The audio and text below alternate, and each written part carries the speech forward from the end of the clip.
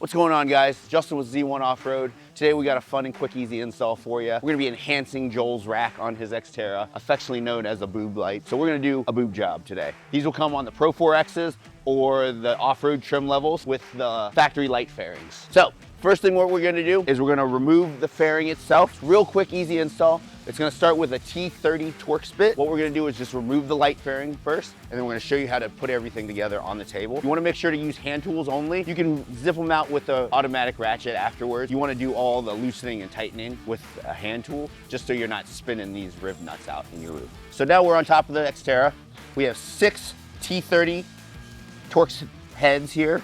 You wanna be real careful, like I said, not to spin these riv nuts out of here. However, if you do end up damaging them, we do sell the replacement OEM riv nuts for the roof rack. It's on our website. Be very careful because this plastic also gets very brittle over time, right? Some of these trucks are 20 years old or getting upwards of 20 years old. All right, that's free. You can come to the other side. And these 25-degree rock sliders make a great step to get up on your roof here. Now that you have all 6 of the T30 Torx bolts out, you're gonna slowly peel the fairing up.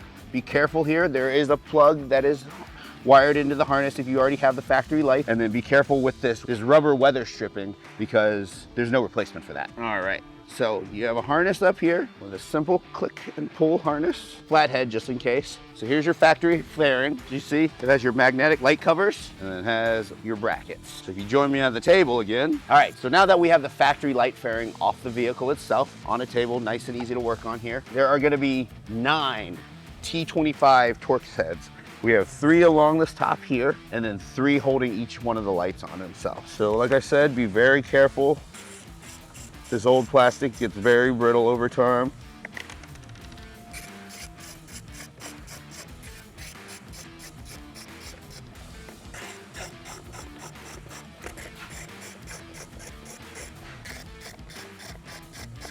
And you're gonna reuse the same existing hardware, so make sure you hold on to this. And last one. And that should remove all your factory light harnesses and brackets. Put this to the side. There it goes. So then you can pop out your magnetic covers, nice and simple. Now we will be replacing the factory harness that's up here, and we will be bypassing the magnetic sensor that will prevent you from turning your lights on if you are keeping these covers in place. So make sure not to melt your covers if you turn your lights on. I'm gonna put those to the side, and I'm gonna show you how easy these new brackets get lined up in here.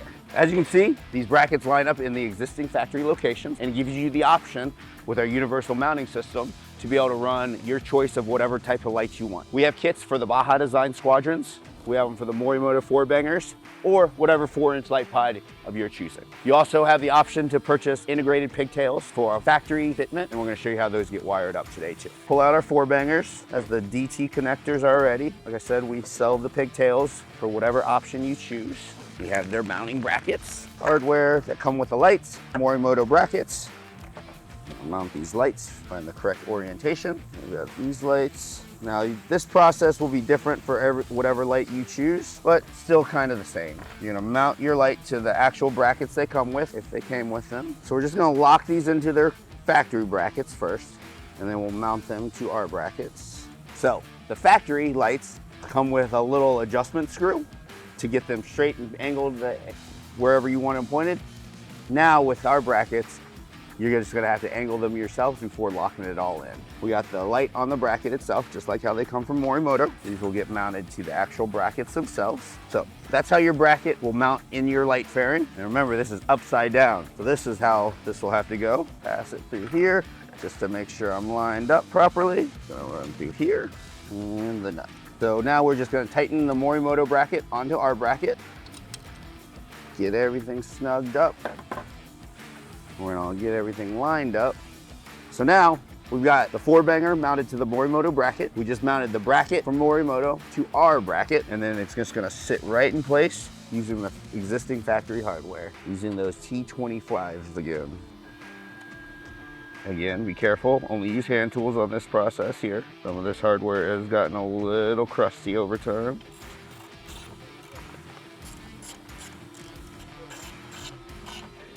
Don't have to go crazy on all this stuff. just enough to hold it securely in place. Do a little fine adjustment. You can angle these guys any way you want to. So let's do this other one too. Mount this guy through here again.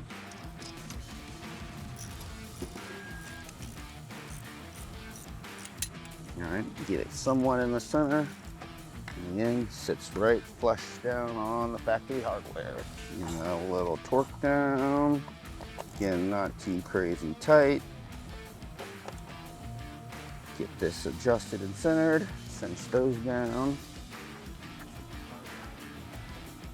Now we have the lights mounted on the brackets in the actual light fairing itself. So we have DT connectors for these Morimotos that'll plug right in here. And then we also have an extension harness for the factory light harness on your roof rack already. So what we'll need to do is we're gonna split this grommet about to 1 inch to span the width of the roof rack itself. And then we're just gonna wire them up. So very carefully, you're just gonna split this loom with a razor blade. Be careful not to cut through your wires. We're gonna go a little at a time to make sure we're not putting these up too much. Now this is a universal harness, so probably we're gonna have to trim back this loom a little bit.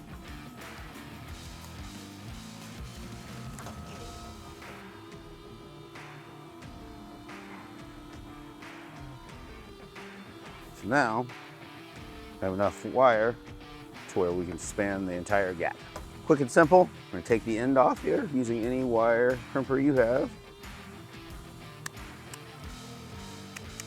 A little more, twist the end, crimp it, strip it. Now, the DT pigtails already come cut and stripped. So we have a little bit extra. We just need to cut all that off there. Don't be like other electricians. Clean up after yourself. We're gonna twist these ends. Make sure we have enough engagement.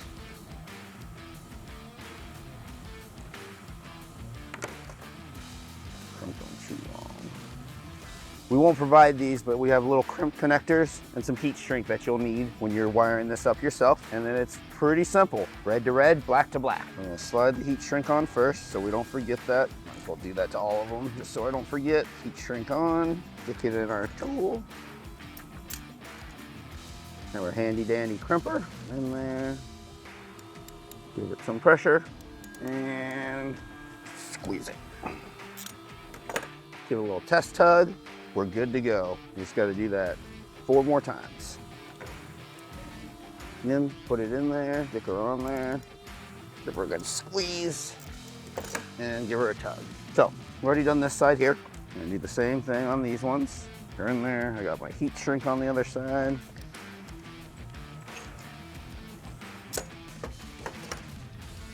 A little tug. Good to go there. Stick her in. Hold her together. Crimp her down.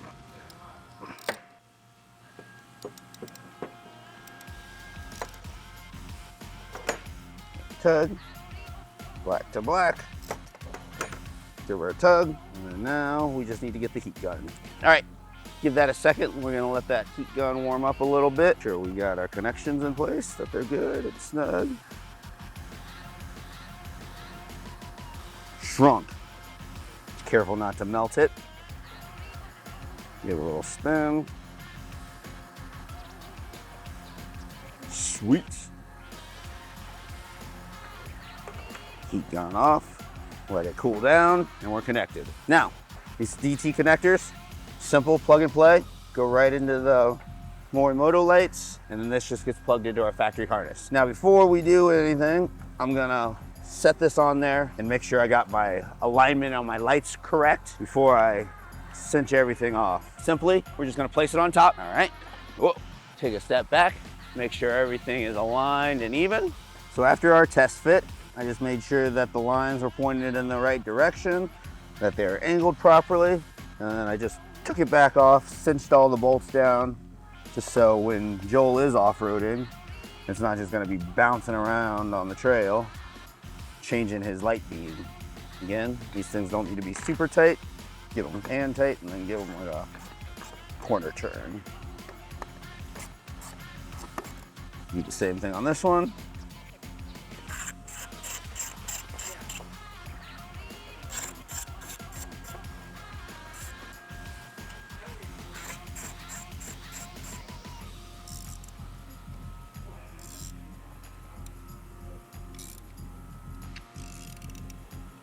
cinch them down. And we're just gonna lock the brackets back in place.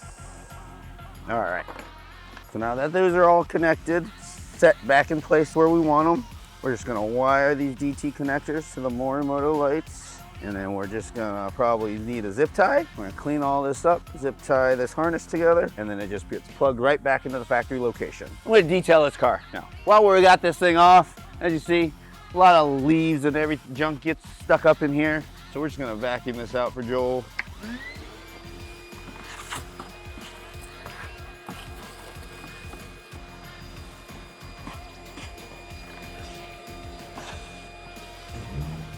All right, last part of the install, we're just gonna take this stiffening brace and put it back on the fairing itself. So we're just gonna remove this wiring harness, just unroutes here.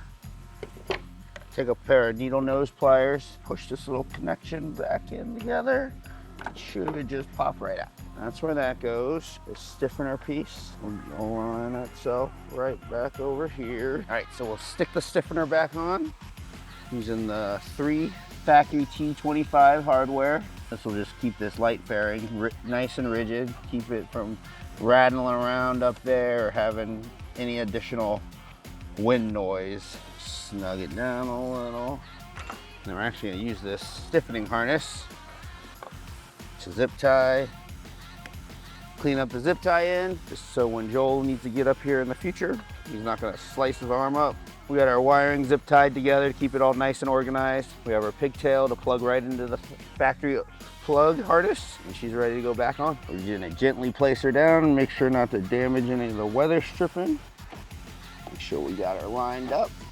Sits right back in place, and then just plug her right back up. Only one way this plug goes, so you can't mess this part up. All right, and she's good to go. Let me see, take these last 6 screws, our T30 again.